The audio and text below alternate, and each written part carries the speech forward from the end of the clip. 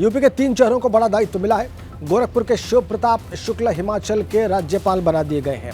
ऐसे ही घोसी के पूर्व विधायक फागू चौहान को मेघालय का गवर्नर बनाया गया है। लक्ष्मण आचार्य सिक्किम के राज्यपाल बनाए गए हैं। तीनों चेहरों को राज्यपाल बनाए जाने पर कौशल विकास मंत्री कपिल देव ने बधाई दी है।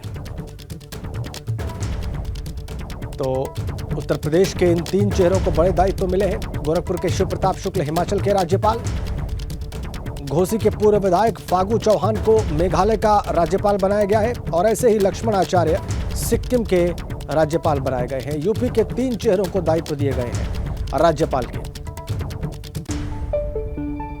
शिव प्रताप शुक्ल, फागू चौहान, लक्ष्मण आचार्य सिक्किम के राज्यपाल नियुक्त किए गए हैं। शिव प्रताप शुक्ल गोरखपुर के हैं और हिमाचल के राज्यपाल बनाए गए हैं। घोसी के पूर्व विधायक फागू चौहान को मेघालय का राज्यपाल नियुक्त किया गया। 3 दायित्व घोषित। कौशल विकास मंत्री कपिल देव ने इन सभी को बधाई दी।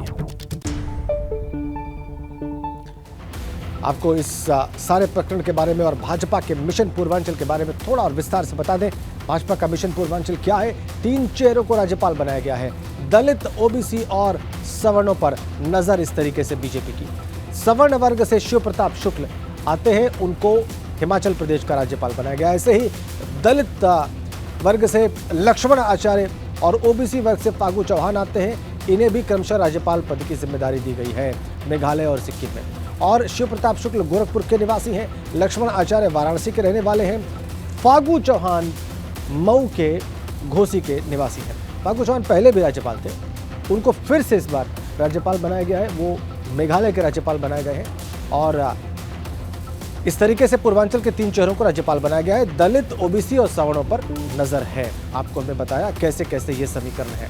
फागू चौहान पहले भी राज्यपाल थे, फिर से उनको राज्यपाल बनाया गया है। अब की बार उन्हें मेघालय, नॉर्थ ईस्ट में मेघालय का उन्हें राज्यपाल नियुक्त किया गया है। आइए इस समीकरण को थोड़ा और विस्तार से समझते हैं और ये जानने की कोशिश करते हैं कि दलित, ओबीसी और ब्राह्मण चेहरों को राज्यपाल बनाने के पीछे बीजेपी के और क्या विचार हो सकते हैं, राजनीतिक क्या उद्देश्य हो सकता है। अनुभव, ये जो 3 नियुक्तियां हैं, इसको 2024 के चुनाव से और इन वर्गों को साधने के लिहाज से क्यों देखा जाना चाहिए?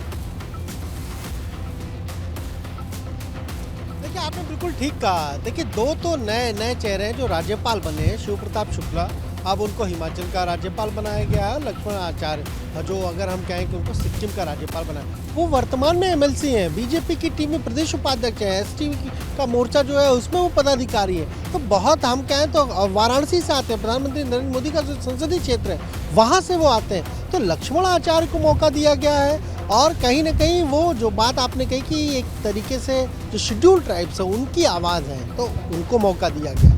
दूसरा, शिव प्रताप शुक्ला श्रवण बिरादरी से आते हैं, तो उनको भी मौका दिया गया है। और तीसरा, फागू चौहान, हालांकि बिहार में थे, अब उनको मेघालय भेजा गया है, वो भी पूर्वांचल से आते हैं, मऊ घोसी से आते हैं। तो 2024 के लिए ये बीजेपी की रणनीति भी है, अगर हम कहें तो एक तरीके से एक झलक भी है। और हाल ही में आप देखिए, मोहन भागवत ने जो बयान दिया था, खासतौर से जातियों के विभाजन को लेकर, कि पहले जातियों विभाजन नहीं था और पंडितों ने वो विभाजन किया, तो कहीं ना कहीं उसको लेकर भी पार्टी के भीतर बीजेपी में भी कुछ तो जरूर हुआ। लोगों ने उस पर भी सवाल खड़े किए। हो सकता है कि इस वजह से एक अगड़ी बिरादरी के चेहरे को, या हम कहें सवर्ण बिरादरी से आने वाले शिव प्रताप शुक्ला को राज्यपाल बनाया गया है। तो ये सारी चीज़ें हैं और कोशिश बीजेपी की है कि 2024 में कैसे उसका मिशन है 80 का, इसलिए पूर्वांचल पर खास फोकस भी है।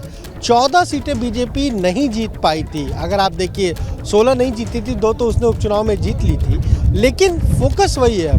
फागू चौहान भी पूर्वांचल से हो गए, लक्ष्मण आचार्य भी पूर्वांचल से हो गए, शिव प्रताप शुक्ला वो भी पूर्वांचल से हो गए, वो तो गोरखपुर से हैं। इसके अलावा आप देखिए मनोज सिन्हा जो जम्मू कश्मीर में हैं, वहाँ पर वो भी गाजीपुर से हैं। तो कहीं ना कहीं फोकस यही है बीजेपी का।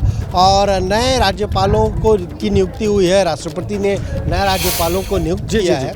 अभी जिस तरीके से आप देखिए, लक्ष्मण आचार्य की अगर बात करें तो वो जो पार्टी की प्रदेश यूनिट है, प्रदेश संगठन है, उसमें वो प्रदेश उपाध्यक्ष है। और इसके अलावा जो एसटी मोर्चा पार्टी का, उसमें भी वो पदाधिकारी हैं।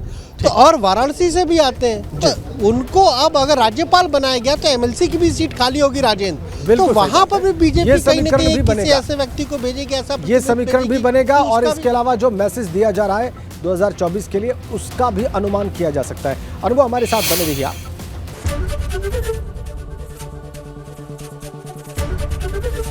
एबीपी गंगा, खबर आपकी, जुबान आपकी।